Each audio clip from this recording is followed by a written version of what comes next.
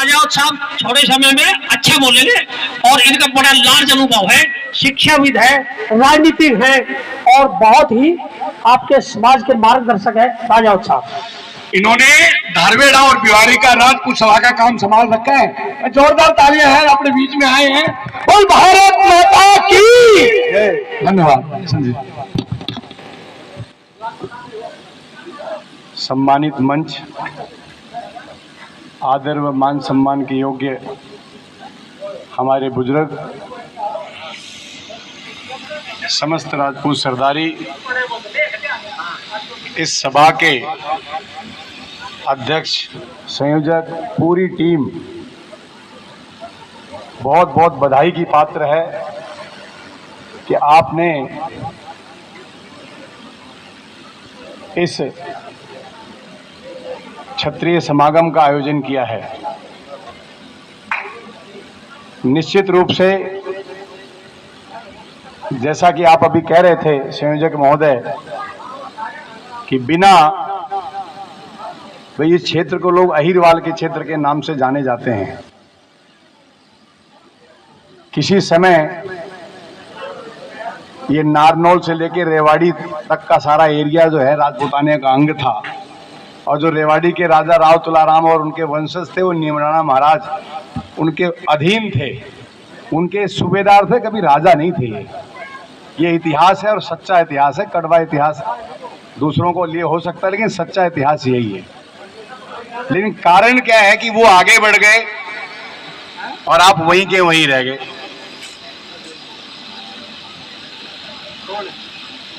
उसका कारण यह है कि हमने संघर्ष करना छोड़ दिया। जो कौम सड़क पर, पटरी पर निकलती है उसी को लोग याद करते हैं। हमारे राजस्थान में एक गुर्जर आंदोलन का नाम सुना होगा आपने। उससे पहले पूरे हिंदुस्तान में 99% लोगों को पता नहीं गुर्जर कोई कम्युनिटी है, लेकिन उसके एक आंदोलन ने पूरी दुनिया में सोशल मीडिया के माध्यम से और उसके माध्यम से बता दिया कि भाई गुर्जर कम्युनिटी कोई है। ये हमें सीखना है। जैसे हमारे लोग पहले राजे खूब लड़ते थे कि नहीं लड़ते थे? बताओ जी, आपस में लड़ते थे ना, लेकिन जब दूसरा कोई आता था तो वहां एक हो जाते थे। आज वो पद्धति हम भूल गए हैं। हम आपस में लड़ते हैं या दिखाने के लिए एक रहते हैं, लेकिन जब दूसरा कोई आ जाएगा तो फिर अपने तलवार निकाल कर उसके साथ उसको छोड़ देते हैं। आज स्थिति समाज की ये है और कड़वी है। ऐसा क्यों? क्योंकि लोकतंत्र को आपने नहीं अपनाया आज भी ढंग से। आपकी वोटिंग परसेंटेज सबसे कम रहती है आज भी छत्तीस बिरादरी के अंदर। उसको बढ़ाओ और रूसना भी सीखो, क्योंकि जब तक आप नहीं रूठोगे कोई मनाने भी नहीं आएगा आपको। फिर एक हमारे बहुत बड़ा आंदोलन हुआ आनंद पाल के विषय में, उससे आपकी ताकत और आपके जलवे के लोगों ने माना। फिर आपने एक बड़ा जन आंदोलन किया मिहिर भोज के प्रकरण पे। आजकल आपको पता चला क्या क्या क्या समस्याएं चल रही हैं। अच्छी बात है, हर आदमी बहादुर बनना चाहता है, हर आदमी क्षत्रिय बनना चाहता है, लेकिन उसके लिए उसके कर्म, उसके विचार, उसके धर्म भी वैसे होने चाहिए। इतिहास चुराने से इतिहास नहीं बनता है। इतिहास तो बनता है खून बहाने से, सर कटाने से इतिहास बनता है।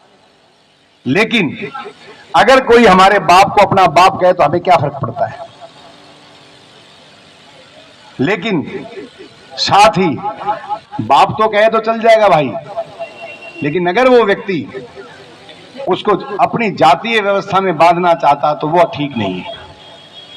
तो कहीं ना कहीं हमें लड़ाने की भी कोशिश की जाती है। अब ये बड़ा चिंतन का और बड़ा ही सोचने का विषय है कि हम लोग, हमारी बुद्धिजीवी जो पहले बैठते थे, पहले रणनीतियां तैयार करते थे, ये सम्मानित मंच बैठा हुआ है, आप लोग मंथन करिए।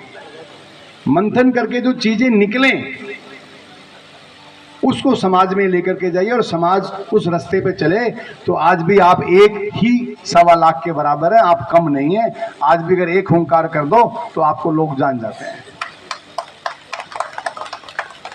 गुड़गांव जिले में 2004 में महाराणा प्रताप जयंती मनाई गई। दशरथ सिंह जी आदरणीय चौहान साहब बैठे हुए हैं। गुड़गांव में भी लोग नहीं जानते कि यहाँ राजपूत रहते थे। बड़ी वहाँ लड़ाइयाँ चलती थी सभा में आपस में। बड़ी मुश्किल से संयोजन करके राजनाथ जी उस वक्त प्रथम अध्यक्ष बने थे बीजेपी के, उनसे समय मांगा और उन्होंने तुरंत समय दे दिया। और उस एक बड़ी विशाल मीटिंग हुई, रैली हुई और उसका परिणाम रहा कि 2 जिला प्रमुख बने, दोनों के दोनों राजपूत बने, चाहे वो कल्याण सिंह चौहान बना चाहे गजेंद्र सिंह चौहान बना।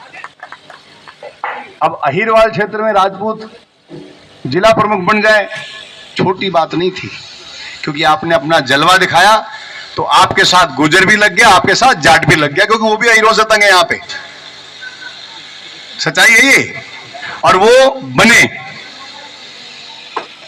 उसी का परिणाम था। उनकी सामर्थ्य थी, समाज ने चेतना जगाई और आप सबके संघर्ष और सड़क पे निकलने की वजह से गुड़गांव के लोगों ने, बनियों ने ये कहा साहब इतनी संख्या में राजपूत रहे, हमें तो पता नहीं राजपूत, ये तो पंजाबियों का और बनियों का और अहीरों का क्षेत्र है। तो जब निकलोगे नहीं तो कैसे पता चलेगा कि राजपूत है। एक तो ये चीजें करें। दूसरा, हमको शिक्षा के क्षेत्र में जैसे हमारे टारगेट हो, बहुत सारे वक्ताओं ने बताया होगा, हम शिक्षा में बढ़ चढ़ करके आगे बढ़े, अपनी बेटियों को पढ़ाएं और बेटों को खूब पढ़ाएं। बेटों को बना जी बनाने से रोके, उन्हें बनाएं। बनना जी मत बनाएं, उन्हें बनाएं, उन्हें, तो आपका काम चल जाएगा। और जब वो पढ़ लिख जाएगा, बच्चा काबिल बन जाएगा, तो आपकी सारी व्यवस्थाएं वो ठीक कर देगा। नशे की बात भी इन्होंने की, तो नशा निश्चित रूप से, एक राजपूत कितना भी गरीब हो, चाहे उसके पास 1 इंच जमीन नहीं होती है, पूरे जीवन में वो 2.5 करोड़ का नशा कर जाता है। अगर वो नशे का संतुलन ठीक कर ले तो 2.5 करोड़ रुपए बच सकता, अगर उसे छोड़ दे तो। अगर उसको बैलेंस बना ले तो 1.25 करोड़ तो वैसे करोड़पति है वो। मैं परसों कहीं बैठा था, कोई यादव भाई थे, वो थानेदार थे, रिटायर थे। बोले जी मैं नांदा बलवाड़ी का हूं। जी आप वहां कैसे आ गए? बोले साहब मैं तो ठाकुरों का गांव है। साहब बोला है जी। फिर बताने लगे, बोले जी हमारे गांव का जो सबसे बड़ा जेलदार जमींदार था, आज उसके पास इतनी जमीन नहीं है। कहां? सब इसी में चली गई। भूपेंद्र हुड्डा जी एक बार मुख्यमंत्री थे। चौधरी लाल सिंह जी जो भी बीजेपी के पूर्व नेता थे, अब तो कांग्रेस में चले गए हो, जम्मू कश्मीर के हैं। चौधरी उनकी उपाधि है।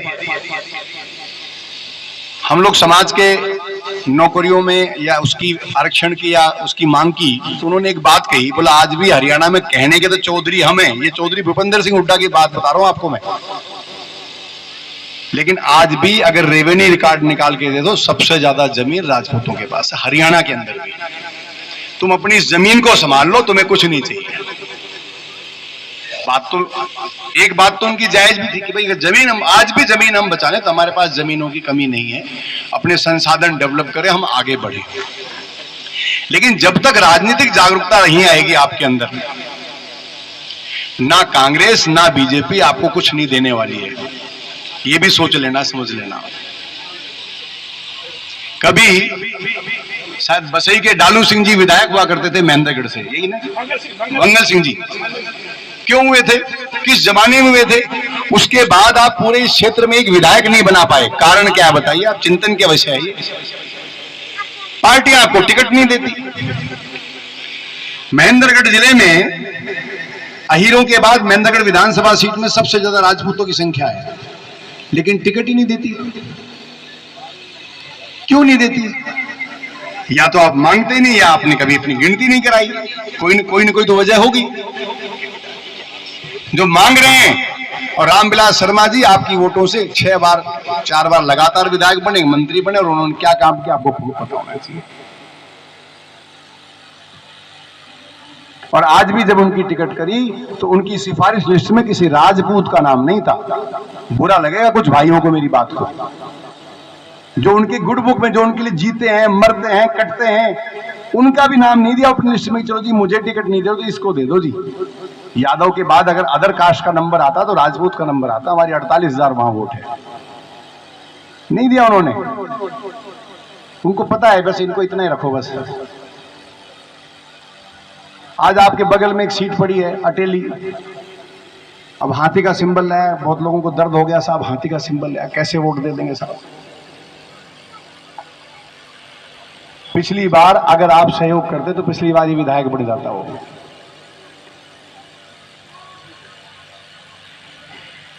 और अब की बार बहुत अच्छी पोजीशन में है। मैं तो ये कहूंगा, जहां हमारा राजपूत भाई बीजेपी से है उसको बीजेपी में वोट करो, जहां कांग्रेस में वहां कांग्रेस में वोट करो, जहां बसपा में वहां बसपा में, जहां निर्दलीय वहां निर्दलीय वोट करो, जहां जैसी भी ताकत। अगर इस लोकतंत्र में आपकी भागीदारी नहीं, कभी आपके 14 विधायक होते थे ठाकुर बीर सिंह जी के जमाने में, 67 में से 14 विधायक आपके थे।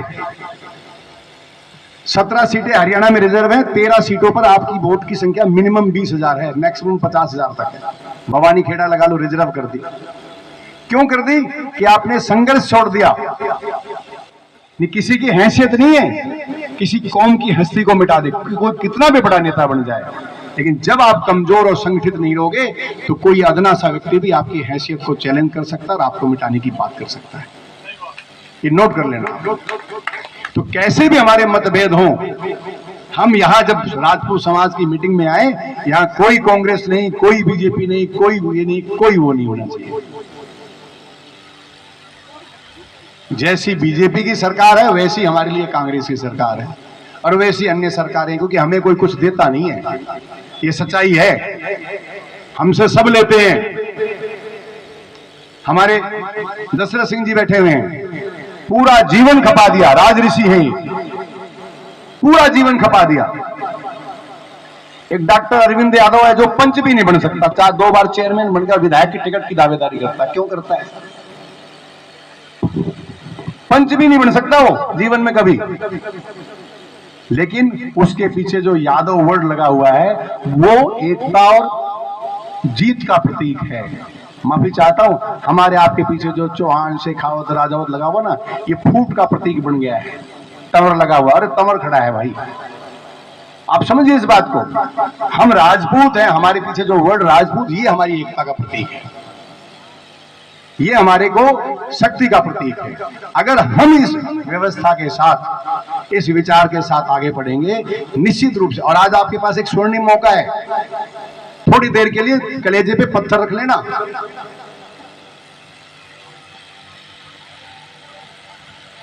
लेकिन अगर आपको कलेजे पे पत्थर रख करके भी, मैं आज तक भाई अतरलाल जी से 25 वर्ष पूर्व मिला था, संघ का एक उनके विद्यालय में कैंप लगा था, आज तक उनसे मिला नहीं हूं, आज तक नहीं मिला हूं। रोजी रोटी की बात है, 25 वर्ष पूर्व मिला था, लेकिन फिर भी मैं आपके पड़ोस का मैटर है, आपकी रिश्तेदारियां हैं।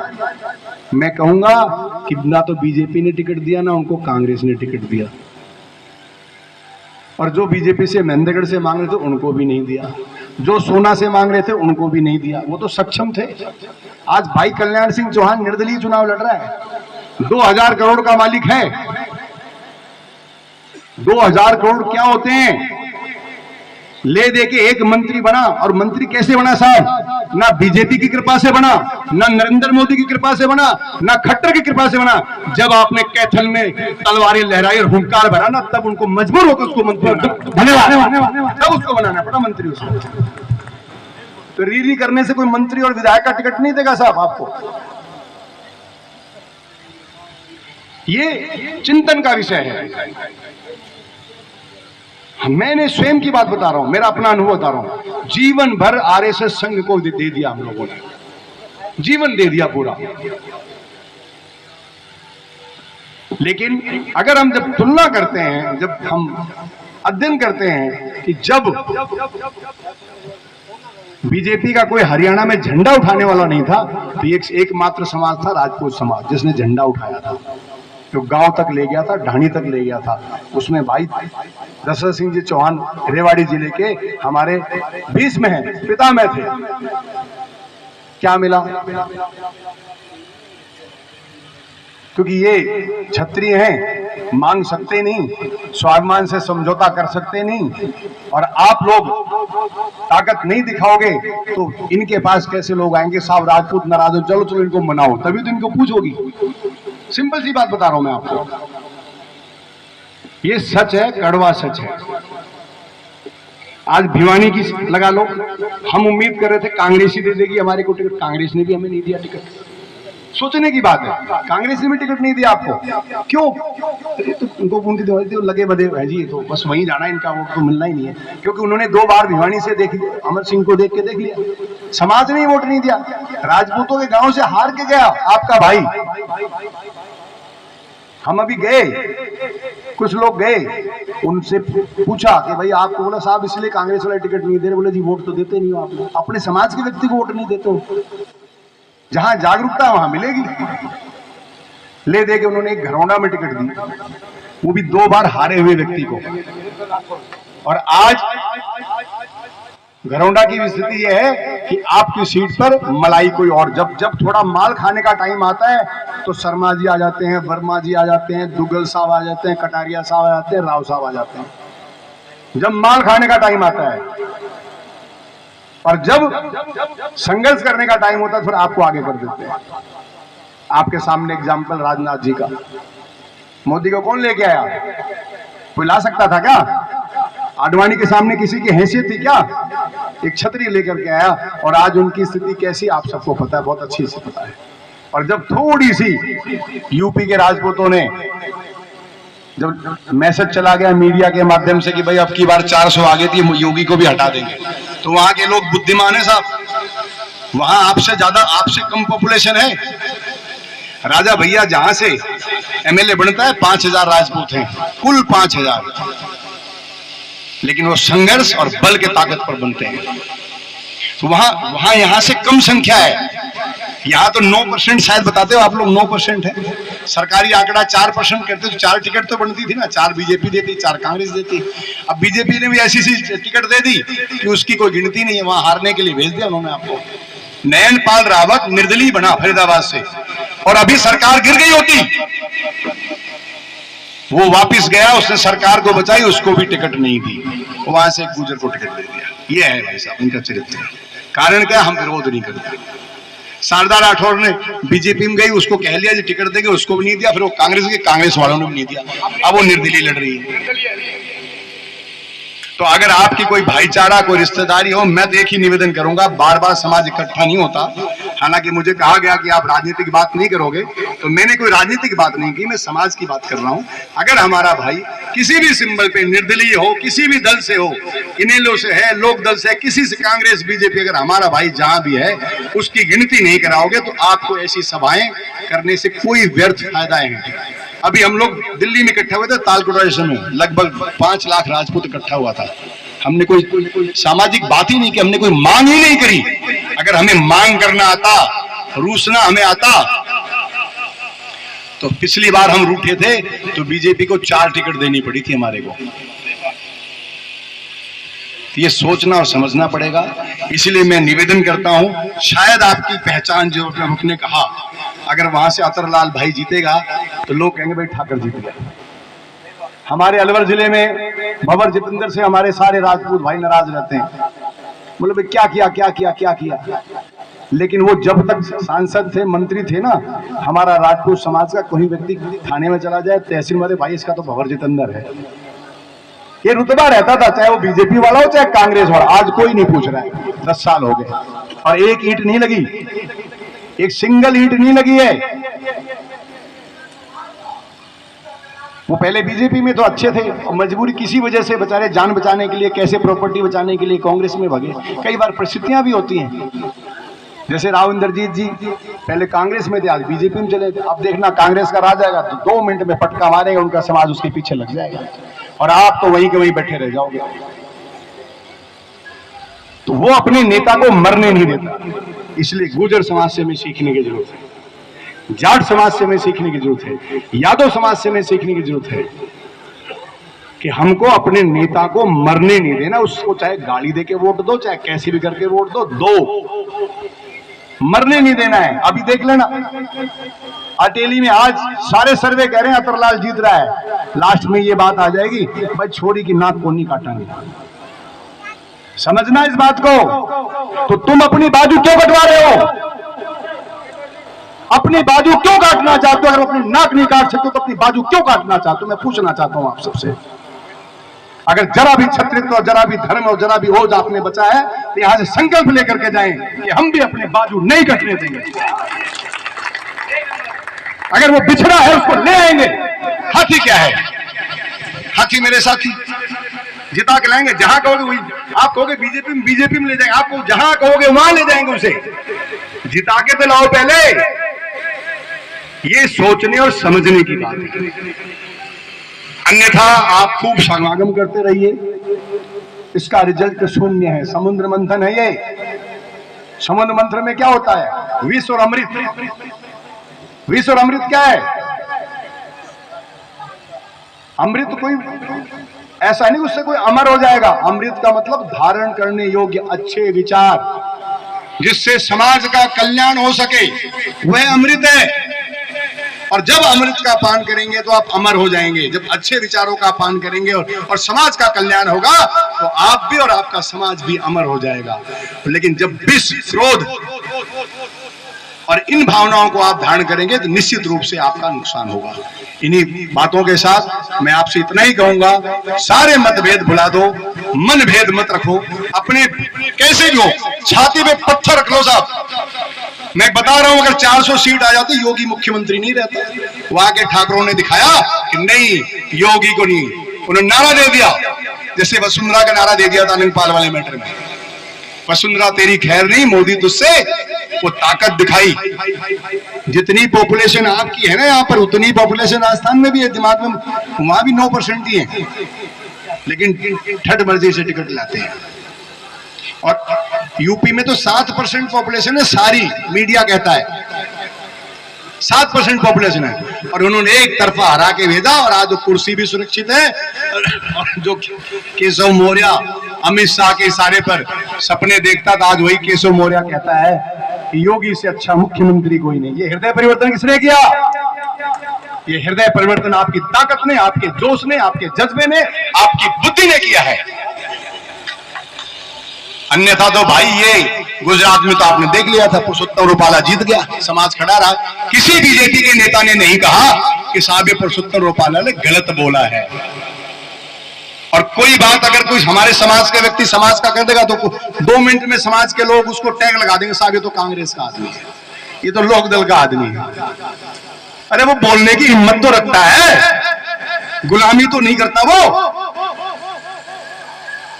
उसका छत्रित्व तो जिंदा है, तभी तो सड़क पर उतरता और बोलता है। ऐसे जब पद्मिनी का केस हुआ, बताइए आप, उस पद्मिनी के, माता पद्मिनी की जब फिल्म बनी, समाज सड़कों पर निकला। कोई भी एक बीजेपी का नेता बोला हो तो बता दो मुझे, आप क्यों बोलेंगे वो? अगर बीजेपी की सरकार होगी तो बीजेपी वाला अपनी सरकार के खिलाफ नहीं बोलेगा, कांग्रेस की सरकार होगी तो कांग्रेस वाला भी अपनी। इनके लिए पार्टी बढ़िया, समाज उमाज कोई लेना देना नहीं होता। और जिस व्यक्ति के लिए समाज बड़ा हो, और जिस दिन कोई भी नेता हमारे कौम का अपनी पार्टी, किसी भी पार्टी में रह करके हमारे समाज को बड़ा बनाने की बात करेगा, वो नेता भी बड़ा बनता चला जाएगा, क्योंकि उसके पीछे समाज खड़ा हो जाता है। ये बात इन्हीं वाणी के शब्दों के साथ मैं अपनी वाणी को विराम देते हुए, हमारे भाईचारों को आगे बढ़ाते हुए, आपस में प्रेम को आगे बढ़ाते हुए, हम लोग सारे मतभेदों को बुलाते हुए सब लोग एक साथ बोलेंगे, बोलिए महाराणा प्रताप की जय, महाराणा प्रताप की जय, पृथ्वीराज चौहान की जय, पृथ्वीराज चौहान की जय। क्षत्रिय समाज, जय भारत। धन्यवाद, धन्यवाद।